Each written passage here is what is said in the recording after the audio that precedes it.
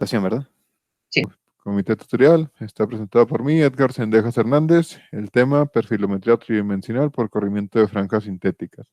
El director de tesis, el doctor Gerardo Trujillo, y el codirector de la tesis, el doctor Marcelino Anguiano.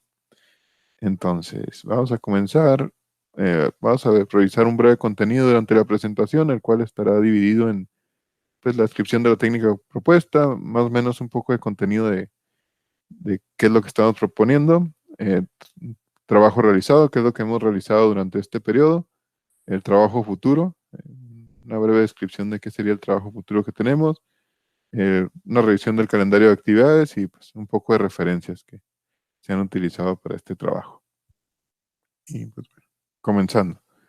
Dentro del primer punto, que es la descripción de la técnica propuesta, pues me gustaría más que nada recordar qué es lo que estamos trabajando aquí o qué es lo que se está proponiendo. Tenemos aquí en las imágenes, de un lado una imagen de captura única, del otro varias imágenes que se le llama captura múltiple. A partir de estas imágenes, pues nuestro tema es perfilometría, reconstrucción de imágenes, de reconstrucción de superficies, objetos, a partir de la proyección de patrones de franjas. Entonces es por eso que mostramos una captura única y una captura múltiple de patrones de franjas. Entonces, comúnmente las patrones que tenemos en el lado izquierdo, en el lado derecho, perdón, de la presentación, hacen alusión a lo que es el corrimiento de fase convencional, donde varias imágenes desplazadas entre sí, y a través de esto a través del análisis de estas imágenes se puede obtener la superficie de un objeto, mientras que del otro lado tenemos una captura única, que a partir de una sola captura obtenemos el objeto, ¿no? Y pues obviamente, como le he mencionado anteriormente, la principal mejora o la idea de este proyecto es introducir el término de corrimiento de fase digital que se ha propuesto, en donde a partir de una sola imagen podamos hacer el mismo análisis que se utiliza o que se genera en lo que es los métodos de captura múltiple, es decir, utilizar el mismo algoritmo de análisis de franjas utilizado en estos métodos.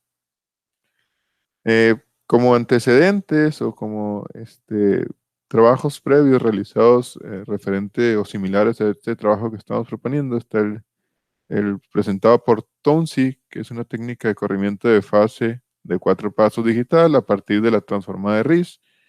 Ellos, similar a lo que se va a proponer en este trabajo, lo que se propone en este trabajo, tienen una primera imagen que es esta de aquí, de la entrada de FDXY, aplican una transformada de Rice, generan algunos coeficientes y a partir de estos coeficientes generan pues lo que son imágenes de franjas desplazadas entre sí. Aquí está el desplazamiento de las franjas, pi sobre 2, pi, 3 pi medios, y pues estas imágenes no son necesarias capturarlas, se hace la generación de estas imágenes de manera digital, ¿no? Y ellos lo generan, pero ellos utilizan lo que es la transformada de Rice. Nosotros lo que presentamos es pues, la generación de estas mismas imágenes a partir de otro principio y el principio sería a partir de la comprensión de lo que es el término de formación de imágenes por proyección de franjas, donde, como ya les he mostrado en otras ocasiones, eh, entendiendo cuál es la aportación de cada uno de los términos de intensidad y que generan o que forman la imagen en el sensor de la cámara, como lo mostramos aquí, que está compuesto por la intensidad del patrón proyectado sobre el objeto, la cual esta intensidad es reflejada se refleja sobre la superficie del objeto con una cierta proporción. Hay otra parte de luz ambiente que también es reflejada del objeto hacia la cámara y otra parte de la luz ambiente que entra directamente en la pupila de la cámara y pues al final terminan formando una imagen sobre el sensor. De comprender cómo se forma esta imagen, pues podemos o proponemos nuestra técnica, ¿verdad? Es la proposición que tenemos. Entonces, ¿cómo generar estos patrones sintéticos? Pues lo hemos propuesto, bueno, aquí hay un esquema similar a lo que estamos realizando, donde tenemos un primer patrón, el cual es simplemente generado como lo vimos anteriormente en la formación de imágenes, donde tenemos un término de offset y un término de amplitud, que está modulando la función coseno, donde tenemos la forma del objeto, que es aquí esto que se obtiene como fase. Eh, Usualmente lo que nos apunta la flechita hacia aquí, hacia el lado derecho, pues sería lo que sería el corrimiento de fase digital. Pero nosotros decimos que, bueno, se propone en esta técnica que podemos obtener la fase del objeto simplemente, pues, bueno, no hay que hacer muchas matemáticas, despejando aquí lo que es la fase del objeto y observando de que necesitamos conocer lo que es el término de offset y el término de amplitud, así como pues el término de intensidad, ¿verdad? Pues es un término que conocemos debido a que es la intensidad de la imagen en cada píxel.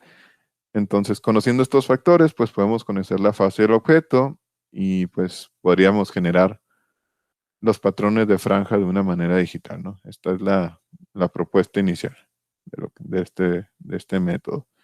Entonces, pues bueno, sabiendo esto, pues entramos a la siguiente parte, que es el trabajo realizado, qué es lo que hemos realizado hasta este momento, o qué es lo que hemos estado trabajando. Y pues me gustaría, primero que nada, pues recordar en dónde dónde terminamos el comité anterior, ¿no? En donde terminamos en la sección que fue de simulación del modelo matemático, bueno, el modelo matemático que estaba haciendo simulaciones, donde encontramos dos algoritmos a partir de los que podríamos generar los patrones de franjas, ¿no?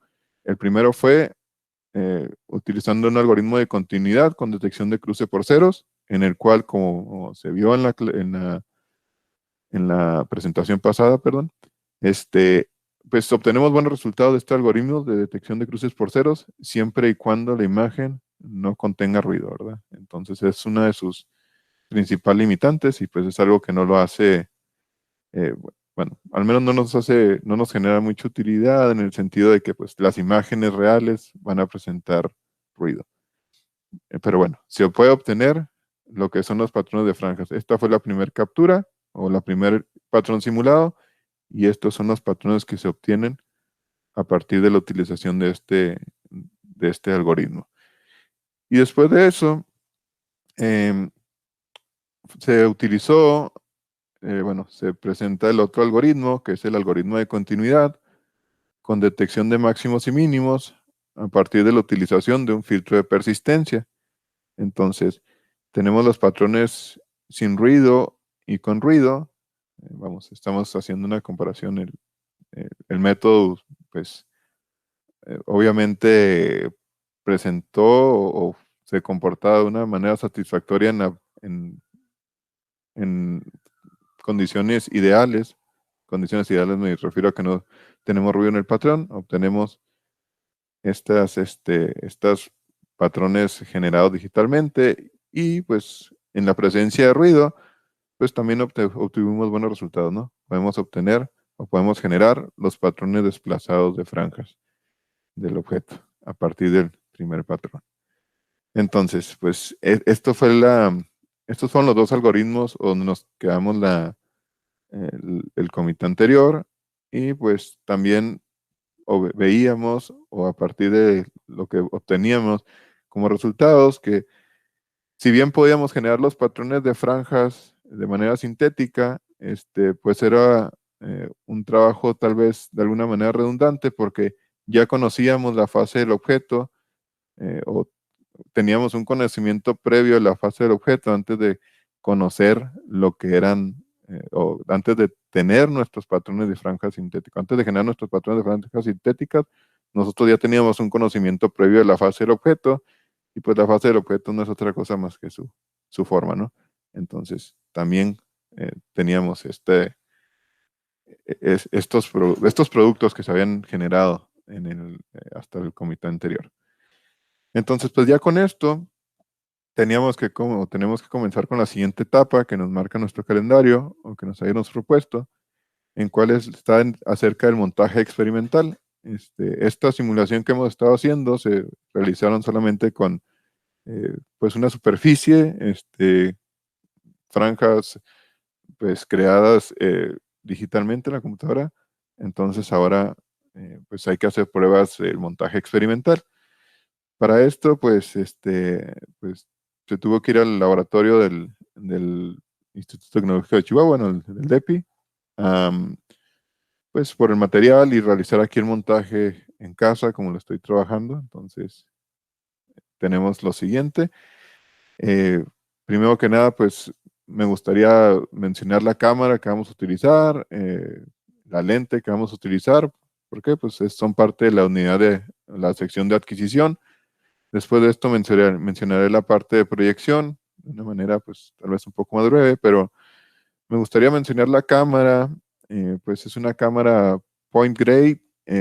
Este es el modelo CMLN13S2C CS. Es una cámara a color con un sensor Sony, el cual tiene un tamaño de píxel de 3.75 micrómetros. Entonces, tenemos esta cámara y la lente que se decide utilizar es la siguiente. Es esta lente doble Gauss de una longitud focal de 18 milímetros. Y estas son algunas de las características, ¿no?, que estamos utilizando. ¿Por qué utilizar esta lente y por qué utilizar esta cámara? Bueno, la cámara es la que tenemos disponible. La lente es la que mejor se ajusta o mejor campo de visión podemos obtener para lo que es nuestro propósito. Es decir, vamos a hacer tenemos una limitante en el sentido de la distancia a la que estoy trabajando aquí en el montaje que tengo. Vamos, nuestra mesa óptica en la que estamos montando. Entonces, el utilizar esta lente y utilizar esta cámara son datos, bueno, es un montaje que ya lo habíamos utilizado, al menos yo previamente en el trabajo de maestría, y pues conocía que, eh, como lo vamos a ver ahorita a continuación, cuál es la distancia, una distancia de trabajo para el campo de visión que podemos utilizar en esta cámara. Entonces, a continuación, les muestro este diagrama acerca del campo de visión, de cómo se calcula el campo de visión para lo que es nuestra cámara y tomando en cuenta el tamaño de píxel que tiene nuestro sensor. Entonces les muestro aquí el campo de visión. Bueno, en este caso me estoy refiriendo al campo de visión horizontal. Obviamente pues tiene una dimensión horizontal y vertical el campo de visión. Hay una distancia de trabajo, está la longitud focal y pues está la dimensión horizontal del sensor, ¿no? Dimensión horizontal del sensor, 3.75 micrómetros que mide cada píxel por los 1296 píxeles que tiene y obtenemos lo que es la dimensión horizontal del sensor. Esto es un valor que ya lo tenemos. Tenemos la longitud focal de nuestra lente y pues a partir de aquí podemos eh, posicionar en alguna distancia de trabajo nuestro plano de referencia para formar nuestra imagen, bueno, para capturar nuestra imagen, perdón. Y pues en base a eso estaría dado nuestro campo de visión. ¿Cuál sería el área que podemos capturar a partir de esto? Y pues vamos, se genera. ¿Cómo queda? Pues esta es la distancia que tenemos. Les digo, estas son mis distancias que ya conocí anteriormente. El plano de referencia a nuestra cámara tendremos aproximadamente 815 milímetros, 81.5 centímetros, lo cual nos da un equivalente de 220 milímetros y 163 milímetros de campo de visión horizontal y vertical. Y pues la resolución de píxel, cada píxel que tengamos va a tener una resolución de 0.16 milímetros.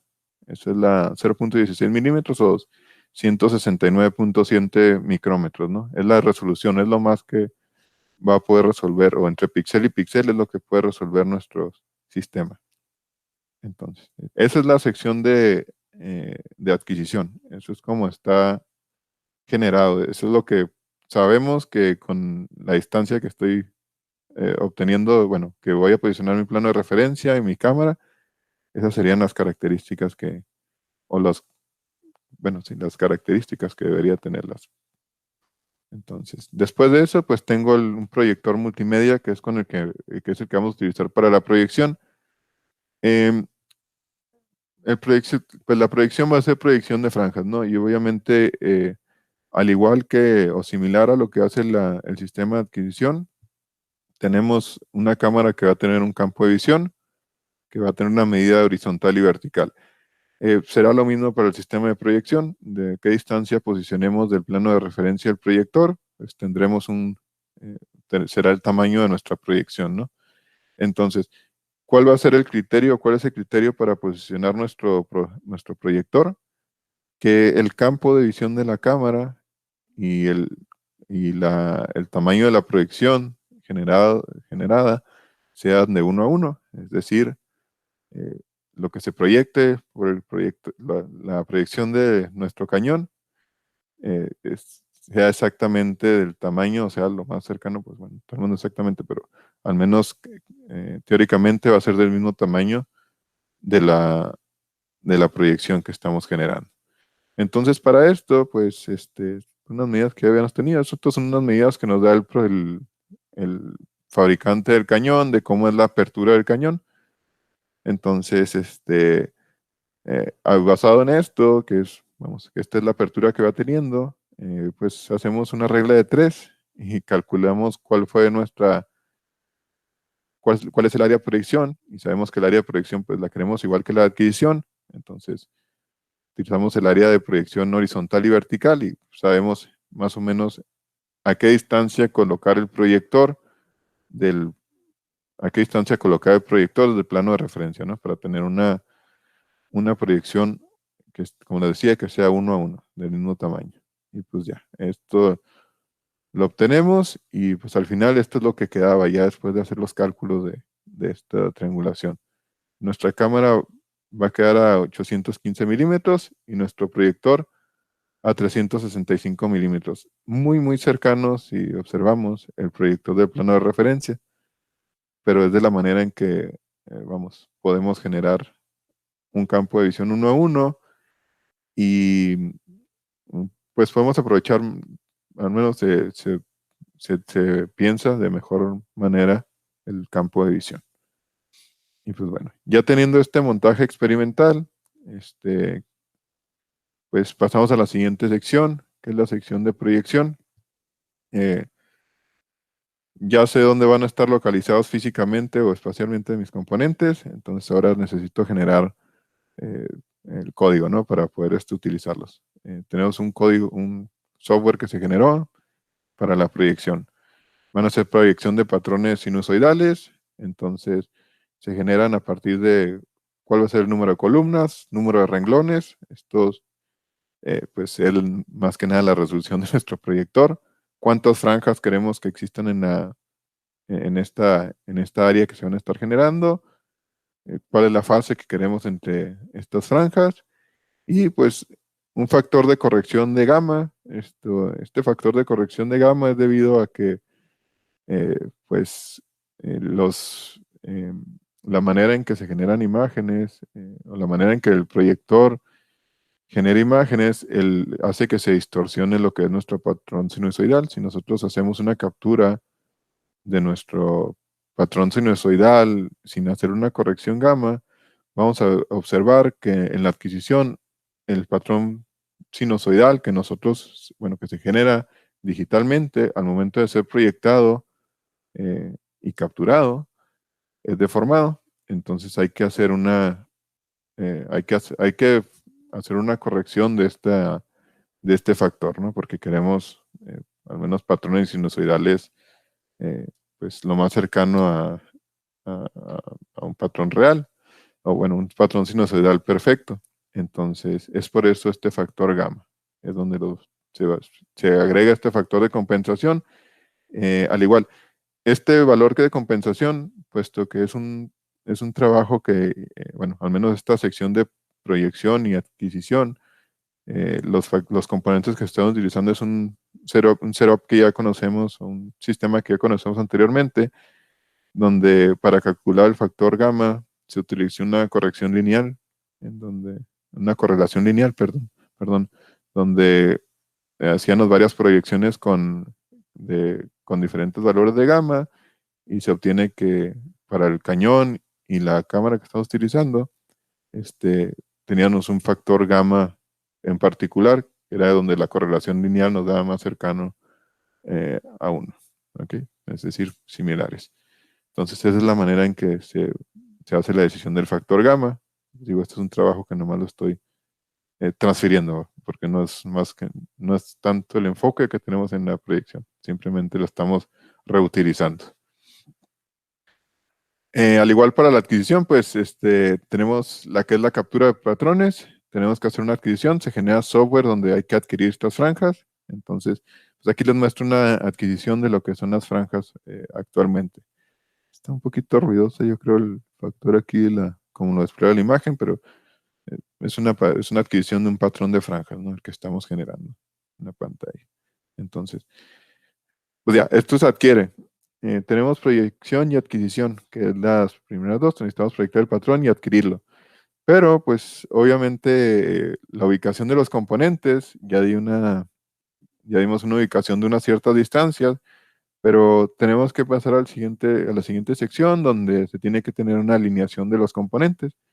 No lo mencioné ahorita, una disculpa, pero pues si observaban la imagen anterior, bueno, la imagen donde están los componentes posicionados del plano de referencia con sus distancias respecto al plano de referencia, tanto del proyector o de la cámara, este, mm, aunque, bueno, falta una vista tal vez superior para observarlo, pero tanto el eje óptico de la cámara como el eje óptico del cañón, pues van a ser tanto perpendiculares al plano de referencia y paralelos entre sí.